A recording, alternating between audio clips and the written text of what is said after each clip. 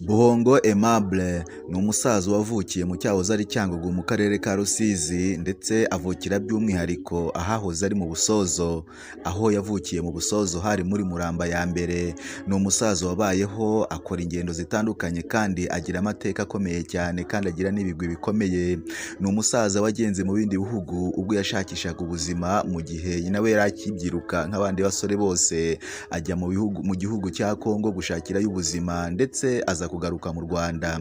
Yakebesheje ubutaka ku basushefu bari bariho icyo gihe, abona ubutaka bunini cyane. Ubwo bwari ubutaka ashobora gukoresha mu buhinzi nk'uko ari uwo mwuga wa kera. Yabaye umuhinzi w'indashyikirwa cyane, aho yahingaga ikawa, agahinga ibisheke, ndetse agahinga n'amashyamba. Yahinze ibisheke ndetse agakunda umurimo cyane. Mu buzima bwiwe guhera mu gitondo amasaha yiwe yose akaba ari mu mirimo yiwe. Yaranzwe no kurya no gutungwa n'indyo ya Kinyarwanda mu buzima bwiwe bwose. Buhongo Aimable yakoze imirimo myinshi cyane itandukanye, ndetse muri izo nzego za kera, mu nzego z'ubuyobozi za kera, Buhongo Aimable naho yazikozemo. Buhongo Aimable yaranzwe n'urukundo rwinshi cyane, aho yagerageza gukunda abantu bose batandukanye, ariko byagira ku muryango we bikaba akarusho, ndetse akisanisha n'abana be cyane, ndetse n'umuryango we cyane muri rusange. Ntabwo yigeze arangwa no kurobanura, ndetse igihe cyose yatozaga umuryango we gukundana, kubana neza, ndetse no kugirana urukundo ku buryo bukwiriye. Buhongo Aimable yabayeho mu buzima butandukanye. Buhongo Aimable hashize igihe gito cyane yitabye Imana. Buhongo Aimable yavutse mu 1935.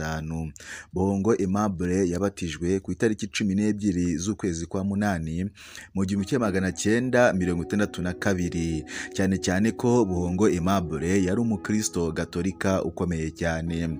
Buhongo Aimable yatabarutse ku itariki 11 z'ukwezi kwa gatandatu 2023 isaa 9. Iyi saa ya saa 9 Buhongo Aimable yagarutsweho cyane mu buzima bwiwe. Kenshi na kenshi iyo yakundaga kuvuga ko isaha ya saa 9 hari icyo ivuze cyane mu myemerere ye. Agakunda kuvuga ko isaha ya saa 9 imwigisha byinshi, kuko Bibiliya iyivugaho byinshi, ndetse hari aho Yesu ubwe yavuze ngo byose birarangiye. Isaha ya saa 9 ni isaha Buhongo Aimable yakundaga kubyuka, ubundi akasenga Imana, akabwira Imana ko imurinze kandi akayisaba kumurinda, akanayishimira ndetse n'ibyo yamukoreye. Iyi saha ya saa 9 Buhongo Aimable ni nayo saha yatahiyeho, ni isaha Imana yamucyuriyeho. Icyo gihe kuri rose ya saa 9 ndetse yarabyumvaga abizi neza, ndetse agaragaza ibimenyetso ko agiye gutaha. Isaha ya saa 9 ubwo ntiyabaye igisiga Buhongo. Buhongo kuri yose ya saa 9 itariki 11 z'ukwezi kwa gatandatu 2023 yari asezeye ku isi yigendeye. Buhongo rero yapfuye afite imyaka 88. Buhongo yagize abana 6. Muri abo bana 6 umwe yaje kwitaba Imana, hanyuma asigarana abana 5. Muri abo bana 5 afitemo 2 batoya asize bahari, ariko abandi bandi ubwo ni bakuru. Buhongo Aimable yagize abuzukuru 24, ndetse agira n'ubuzukuruza 52, ndetse n'abakwe 4.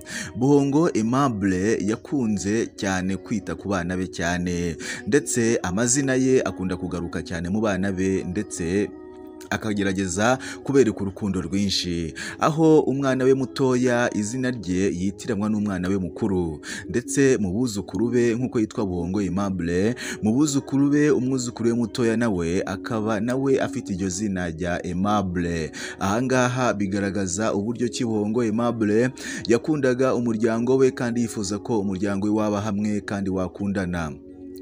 Buhongo Aimable hari urugero agaragariza urubyiruko ruriho ubu ngubu, ndetse n'abandi bantu bari muri ibi bihe. Nuko Buhongo Aimable mu buhinzi bwe yakoze kera cyane, aho yahigaga ibisheke, ishyamba, ndetse n'ikawa. Ni ari mu bantu ba mbere batunze imodoka mu karere ka Rusizi. Yatunze imodoka mu cyahoze ari Cyangugu cyangwa se muri Busozo. Ubu ngubu Buhongo Aimable apfuye yaratuye mu murenge wa Nyakabuye, hafi y'isoko rya Nyakabuye neza mu kagari mu mudugudu wa Site. Buhongo Aimable umaje kwitaba Imana muri iyi minsi yatunze imodoka akuye mu buhinzi. Ibi ngibi